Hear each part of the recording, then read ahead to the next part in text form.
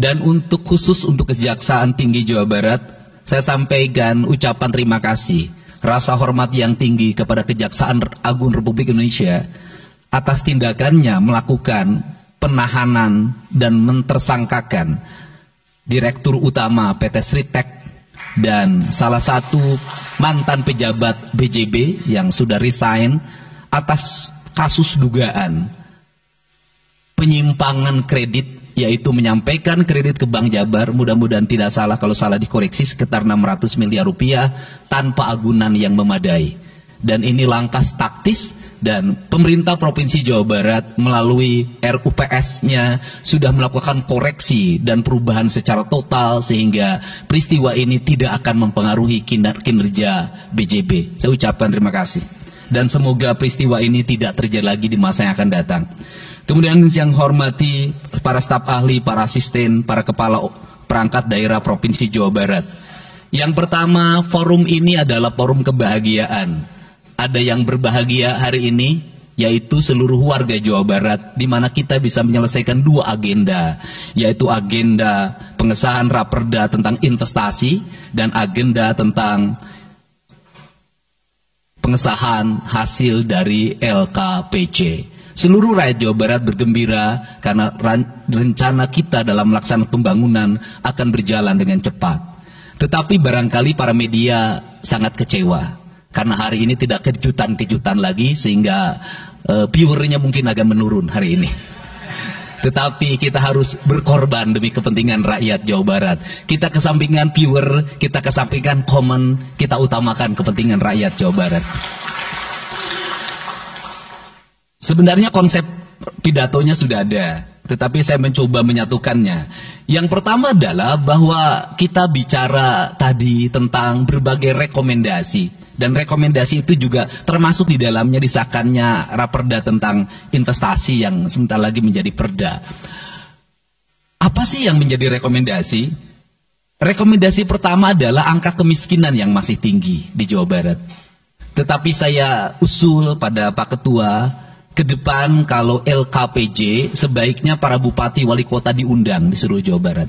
Karena Jawa Barat itu pertanggungjawabannya bukan di OPD Jawa Barat, tetapi seluruh kinerja pembangunan itu ada di Pemkab dan Pemkot serta ada di pemerintah desa.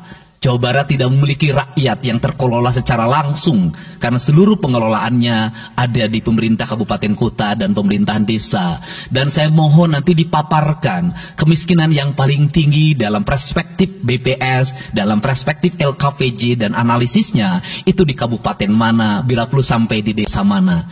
Kemudian angka investasi tertinggi di kabupaten mana, angka investasi terendah di kabupaten mana, infrastruktur yang berproblem di kabupaten di mana, sehingga semuanya terpetakan dengan baik, sehingga nanti kita bisa mengorkestrasi antara pembangunan Provinsi Jawa Barat, pembangunan kabupaten kota, dan pembangunan desa secara bersama-sama dan berkeadilan.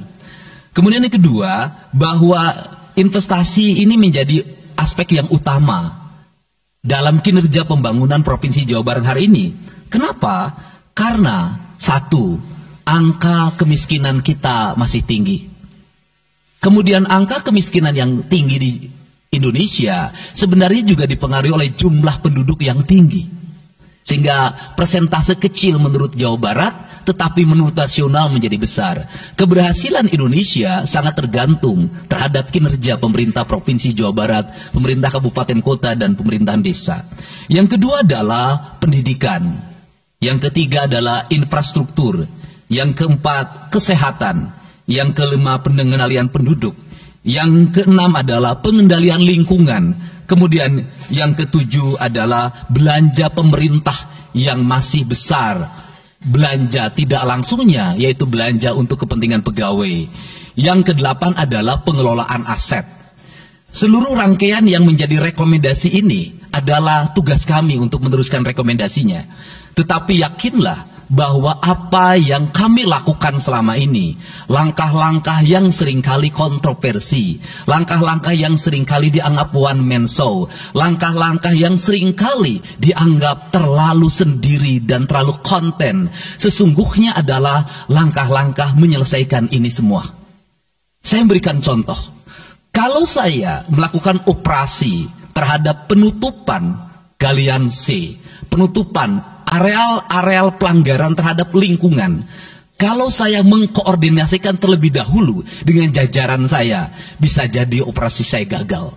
Kenapa? Karena begitu rapat, besoknya penambangnya sudah tahu apa yang akan kami lakukan.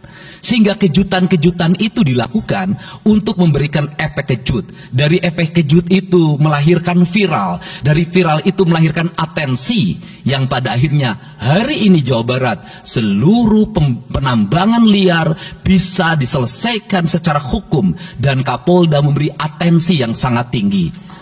Hari ini Jaksa Agung memberikan perintah kepada Kejaksaan Tinggi untuk melakukan proses pidana bagi siapapun yang melakukan pelanggaran lingkungan dan memberikan kerugian bagi kepentingan masyarakat.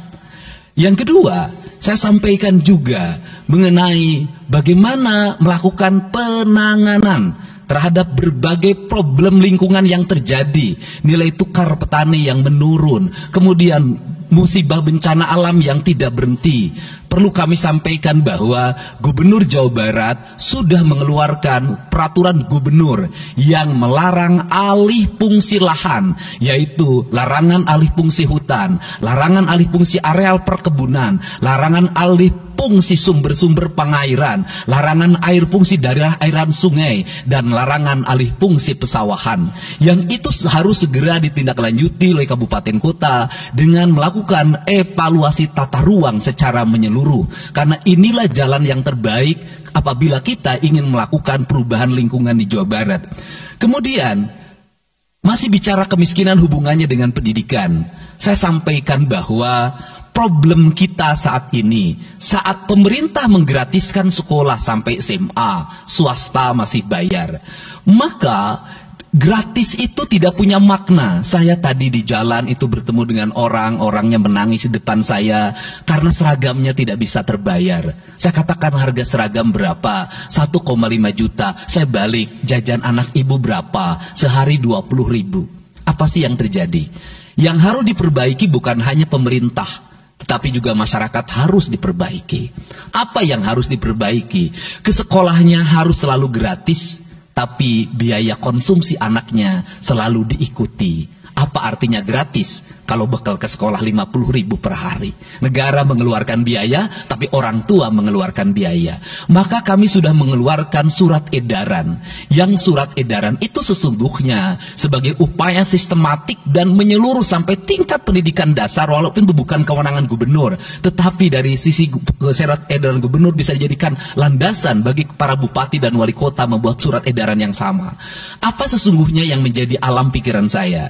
Alam pikiran saya, kemiskinan terjadi bukan hanya pada persoalan menurunnya pendapatan, tetapi kemiskinan terjadi yang paling besar adalah karena meningkatnya biaya hidup. Biaya hidup yang tinggi misalnya di sekolah, biaya studi tour, biaya perpisahan, biaya outing kelas, dan berbagai biaya wisudaan, itu adalah biaya yang tinggi dalam pendidikan. Untuk itu, apa yang dilakukan oleh orang tua ketika membelanjakan untuk kepentingan itu? Mereka pinjam bank emok, mereka pinjam bank keliling, mereka pinjam bank pinjol, mereka pinjam NBK, dan mereka pinjam bank Pancasila. Menghentikan ini sesungguhnya, saya lagi menghentikan mereka tradisi meminjam uang dalam keadaan terdesak pada para rentenir. Dan ini strategi untuk menurunkan kemiskinan. Kemudian yang berikutnya adalah perhatian ketika rakyat sakit. Maka pemerintah harus cepat hadir menangani. Kenapa? Karena orang bisa jatuh miskin ke dalam jurang yang lebih dalam. Manakala dia sakit tidak ada yang mengobati, BPJS-nya tidak mampu mengcover, biaya untuk ngontrak selama dirawat di Hasan Sadikin tidak punya, biaya untuk makan untuk keseharian tidak ada, sedangkan tulang punggungnya berhenti karena sakit. Ini juga menyebabkan kemiskinan. Kemudian yang berikutnya, kemiskinan terjadi karena rusaknya sumber daya alam, air yang hilang, sumber penghidupan yang hilang, sumber energi yang hilang, sumber protein yang hilang, sumber kalori yang hilang di lingkungan berupa kerusakan lingkungan. Itu akan melahirkan kemiskinan. Maka alam yang tertata sesungguhnya adalah bagian dari upaya untuk menjaga kemiskinan. Kemudian yang berikutnya adalah belanja infrastruktur yang harus meningkat, dan itu di belanja sekarang kita sudah melihat itu adalah bagian dari menyelesaikan problem kemiskinan. Konektivitas infrastruktur sangat penting dalam menumbuhkan ekonomi, tetapi di balik itu kebudayaan rakyat tidak boleh berubah. Kenapa? Infrastruktur baik bisa jadi tanahnya dijual karena mahal, pada akhirnya menjadi miskin kembali. Infrastruktur harus seiring dan sejalan dengan kerangka berpikir publik yang mengerti akan hak atas tanah. Kemudian yang berikutnya adalah pengendalian penduduk. Booming penduduk di Jawa Barat relatif besar. Untuk itu harus dibuat berbagai upaya untuk menyelesaikan problem kependudukan. Saya berkali-kali bercerita bagaimana di Majalengka saya bertemu dengan sebuah keluarga yang tinggal di kontrakan, yang ayah dan ibunya tidur ketika jam 11 siang dan anak-anaknya berjualan di alun-alun. Jumlah anaknya 11, dan ketika saya berkunjung ke tempat kontrakannya sudah hamil lagi yang ke-12. Ini problem. Dan itu saya kemudian di Cirebon, saya berkunjung pada sebuah rumah yang listriknya baru dinyalakan lewat program Provinsi Jawa Barat. Rumahnya itu ternyata anaknya sudah 4, padahal dia baru saja menyelesaikan rumah dari pinjaman senilai 25 juta, dan itu pun belum selesai, dan rumahnya 1 kamar. Ketika keluar dari rumah itu, saya bertemu dengan seorang bapak yang meminta kepada saya untuk ber-KB. Anaknya sudah 7, dia tak mau lagi untuk anak yang ke-8. Saya katakan bahwa jumlah anak sangat identik dengan problem kemiskinan. Betul, kemiskinan tidak akan bisa diselesaikan dengan hanya mengatur kelahiran, tetapi setidaknya pengaturan kelahiran adalah bagian dari untuk menekan angka kemiskinan. Dan yang terakhir adalah dari seluruh rangkaian ini adalah belanja pemerintah harus menjadi stimulus sebagai kepentingan masyarakat. Maka jumlah-jumlah proyek harus terus segera digulirkan, digelontorkan menjadi kegiatan publik, sehingga banyak orang yang kuli, banyak orang yang nyapu, banyak toko-toko yang buka, semen terjual, besi terbeli, dan kemudian regulasi ekonomi berjalan. Warung-warung bisa menjadi tempat para kuli siang hari makan siang. Dan ini adalah bagian dari strategi stimulus ekonomi yang digulirkan oleh pemerintah, itu memiliki sumbangsi terhadap 12% pertumbuhan. Dan yang terakhir adalah investasi. Investasi itu modalnya ada 3. Yang pertama adalah konektivitas infrastruktur, ketersediaan jaringan air bersih. Kita jujur hari ini saya sampaikan ke DPRD, banyak perusahaan-perusahaan yang masih menggunakan air bawah tanah tapi tidak berizin, bayar pajak tidak, jalan terus. Karena kalau dihentikan mereka pabriknya berhenti. Setelah itu apa? Mereka menjadi objek pemerasan beberapa pihak dalam setiap bulan karena dianggap melanggar perda. Tetapi kalau juga mereka dihentikan, maka pabrik itu berhenti. Dilema itu harus segera diselesaikan. Caranya bagaimana? Caranya adalah pemerintah provinsi melalui Bapeda hari ini harus segera merancang daerah-daerah yang menjadi kawasan industri, harus dibangun fasilitas infrastruktur jaringan air bersih dalam bentuk investasi pemerintah, sehingga nanti dikoreksikan dengan PAM-PAM atau PDAM di setiap kabupaten kota secara terkoneksi. Dan ini jalan bagi kita menyelamatkan lingkungan dan menorong pertumbuhan PDAM di setiap kabupaten kota. Karena apa? Karena angka pembayaran yang dilakukan oleh industri jauh lebih baik dibanding angka rumah tangga dan angka-angka layanan sosial lainnya. Itu yang pertama. Yang kedua adalah tumbuhnya iklim investasi di mana masyarakat merasa nyaman, investor merasa nyaman ketika perizinannya cepat. Saya memberitahukan ya bahwa di Indramayu ada pabrik sepatu yang selama 2 tahun tidak mau buka hanya karena perizinan lingkungan hidupnya belum kelar. Saya ngambil langkah pasang badan, lakukan pembangunan karena itu menyerap 8.000 tenaga kerja. Kemudian di Cirebon juga seperti itu. Banyak perizinan yang menggantung bertahun-tahun. Hari ini saya janjikan dalam 1 bulan ini seluruh perizinan di Jawa Barat tuntas dan selesai. Dan saya meminta kepala BPM TSP menjadi VR pemerintah Provinsi Jawa Barat untuk senantiasa tiap hari melihat data dan dokumen di setiap kabupaten kota, mana yang terlambat, mana yang mengalami hambatan. Kemudian yang berikutnya adalah kenyamanan dalam berusaha. Kenyamanan dalam berusaha adalah keterangan para investor dan lingkungan masyarakat terhadap berbagai aksi gangguan dari orang yang mengatasnamakan diri preman. Untuk itu hari ini kita cukup bersyukur di Jawa Barat, Peristiwa ini sudah hampir tidak ada. Kapolda kalau dengar ada preman, hari ini turun termasuk ke Garut. Dengar ada preman, Kapolda turun. Ini semua stakeholder sudah bergerak dengan baik. Layanan investasi sudah berjalan dengan baik. Tinggal satu lagi hambatan investasi adalah masyarakat menaikkan harga tanahnya luar biasa. Kasus BYD, kenapa mengalami hambatan sekitar 20 hektar masih belum terbebaskan? Karena rakyatnya hari ini meminta 3 juta rupiah per meter. Padahal di situ dulu 150.000, itu pun jarang yang beli. Ini problem kita. Apa peran gubernur saya sampaikan? Peran gubernur bukan hanya mendorong bagaimana investasi berjalan melalui mekanisme administratif. Saya sampai turun untuk mijitin orang yang jual agar mau jual. Dan sudah ada beberapa yang berhasil saya rayu, saya dekati dengan harga. Itu pun tidak terlalu rendah, harganya 1,1 juta. Itu sudah paling murah. Ini yang terjadi di Jawa Barat hari ini. Tidak mudah mengelola sebuah wilayah yang begitu luas.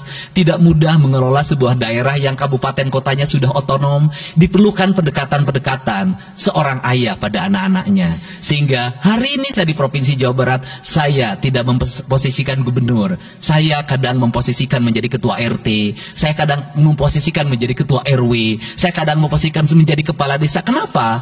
Karena warga ini perlu disentuh dengan pendekatan emosional, pendekatan emosional yang kebapaan, bukan pendekatan struktural.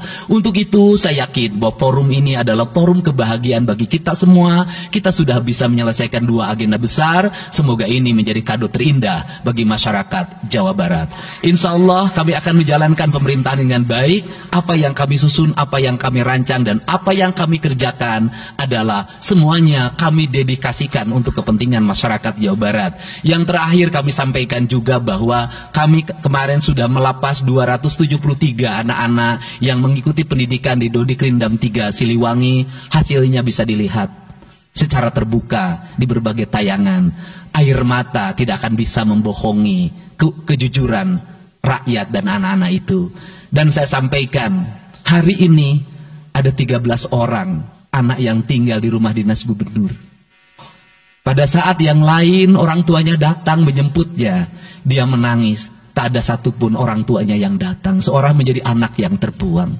Dan akhirnya saya memutuskan mereka untuk sekolah di Bandung dan tinggal bersama Gubernur Jawa Barat.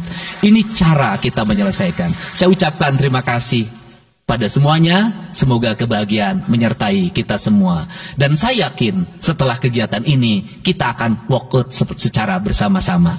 Wallahu muwaffiq ila aqwamit thoriq. Assalamualaikum warahmatullahi wabarakatuh. Sampurasun. Sekali merdeka tetap walk out secara bersama-sama. Tonton beritanya, karena beritanya sumbernya dapat dipercaya.